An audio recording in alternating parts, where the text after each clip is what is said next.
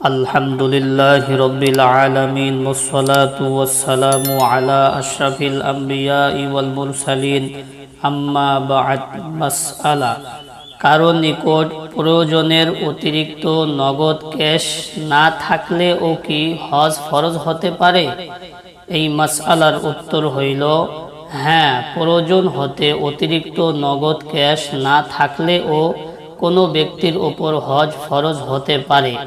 যেমন কোনো ব্যক্তির নিকট অতিরিক্ত জমি, ফ্লট ও ব্যবসার সামগ্রী ইত্যাদি রয়েছে, তা হতে কিছু বিক্রি করলে হজের খরচ হয়ে যায় এবং অবশিষ্ট দ্বারা উক্ত ব্যক্তি ফিরে আসা পর্যন্ত নিজ পরিবার পরিজনের প্রয়োজনীয় হাজত পূর্ণ হয়ে যায়।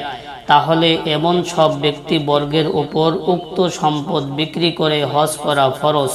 সুতরাং নগদ ক্যাশ হাতে না থাকলেও হজ ফরজ হতে পারে। আমি এই মাসআলাটি সংগ্রহ করেছি আহসানুল ফাতাওয়া 4 নম্বর খণ্ড 532 নম্বর পৃষ্ঠা থেকে।